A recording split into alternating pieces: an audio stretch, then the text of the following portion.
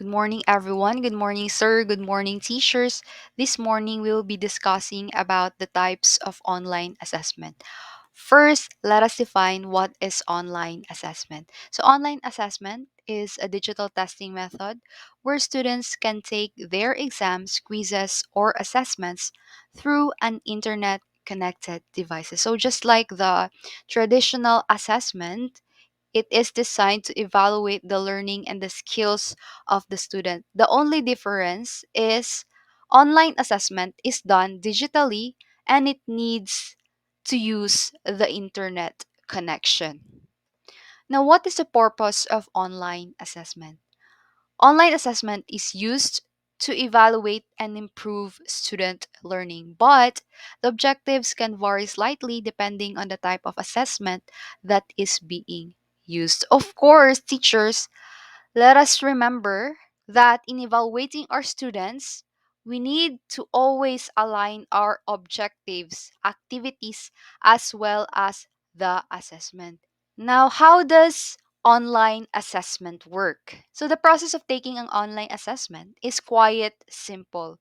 First, the students can log into the assessment platform using their devices, phones, laptops, iPads. After entering the assessment platform, in our case, usually the common platform na ginagamit natin is yung G Suite account para ma-access natin yung Google Form.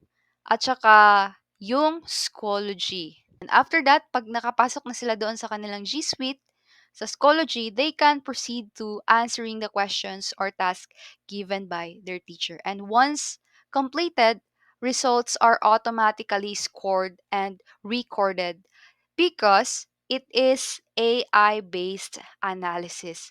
It will be convenient on the part of the students as well as the teachers because the students can directly or immediately see their scores. They will know their correct answers and the wrong answers. On the side of the teacher can also know what are the strengths and the weaknesses of the students based on the scores generated by the assessment platform since it is recorded for future references. Let's proceed to our main discussion, the types of online assessment. We have formative assessment and summative assessment. Let us first discuss formative assessment. According to Carnegie Mellon University, formative assessment or the goal of formative assessment is to monitor student learning to provide ongoing feedback that can be used by instructors to improve their teaching and by students to improve their learning. Ongoing feedback, which means to say that the teachers use formative assessment regularly. Maybe not daily, but regularly. For example, there are days na magbigay sila ng maikling pasulit. It's either at the beginning or at the end of the class to check if the students have really learned the lessons being taught by the teacher. And additionally, formative assessment helps students identify their strengths and weaknesses and target areas that they need to work. And also, it helps the faculty recognize where students are struggling and the faculty can directly address the problems. And here are 7 ways to do formative assessment in your virtual classroom according to Edutopia.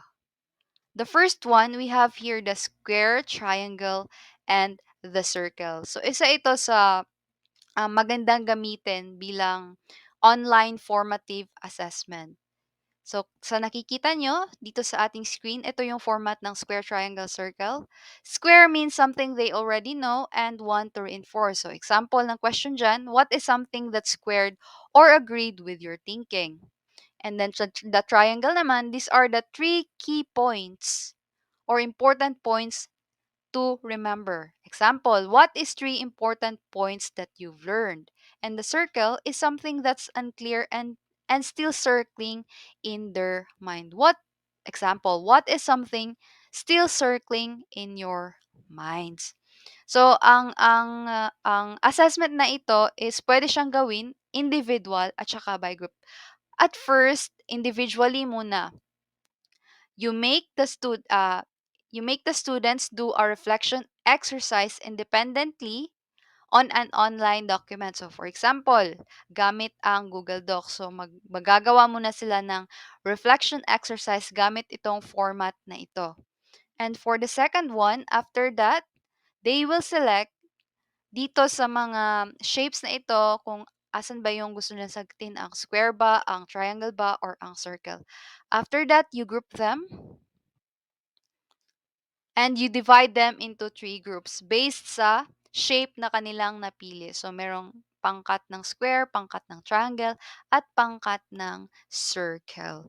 And after that, they will discuss in their group and later on, they will present their discussion to the class. Okay? Next formative assessment na talagang magagamit natin sa loob ng virtual classroom is ang peer-to-peer evaluation. So, in here, magkakaroon ng virtual body ang mga students para i-assess ang each other's learning. So, for example, ilalagay mo sila sa breakout room sa Zoom. So, sino na ba dito yung nakagamit ng breakout room? So, pwede niyong kung meron kayong Zoom account, gamitin niyo yung breakout rooms para doon niyo ipagawa yung peer-to-peer evaluation. So, of course, paano ba mag-evaluate ang students? So, kailangan mo silang bigyan ng general rubric or use the tag feedback process to evaluate their peers' assignment and have them share the feedback with you as well. Or have students teach each other a concept while recording themselves or video and upload the file for you to review. So, peer-to-peer evaluation, ginagawa rin ito sa traditional. Pwede rin itong gawin sa online. Ayan, isa rin ito sa pinakasikat na formative assessment sa traditional. But pwede din pala siyang gamitin dito sa virtual classroom, virtual exit tickets. Now, using exit tickets or students' responses to prompts or questions on a slip of paper at the end of a class. So, ginagawa itong assessment na ito at the end of the class. Isa rin ito sa pinaka-popular na formative assessment. So, dito, the teacher can keep a running Google Doc for each student to keep the information private or broaden it to the whole class by posting questions on a platform like Flipgrid. So, si Flipgrid, isa itong video platform na galing kay Microsoft. It is for free. In here, the students can post their videos about their learnings and then their classmates can post their comments below the comments. Parang Facebook siya ba nga, kapag mag-post ka ay makakapag-comment yung mga classmate mo ba dun or yung students sa video ng classmate nila. To get a wider view into students' thinking, use open-ended prompts like this. What I found most interesting today was, the day was hard because, what do you understand well? So, yan yung virtual exit tickets. Now, another is make your art assessment. So in here, in assessing your student, you let your student to make an art just like using music or even drama, for example, involving them in a kind of reflection exercise called One Pager. Students will mix art with the lesson content, key themes, questions, ideas, and so on. Then freely write or draw them on a sheet of white paper to show how they understand the content. And they can also use a tool like Canva, so pinakasikat yan ngayon, or write it by hand and submit it as a photograph. So isulat nila, tapos picturean nila at i-post nila sa virtual classroom. Or mag-create sila ng short video about describing a concept, or they can write a song or play a chapter of a literary book. Depende sa kung anong merong talent sila. Then use a smartphone to record performance by themselves and share virtually.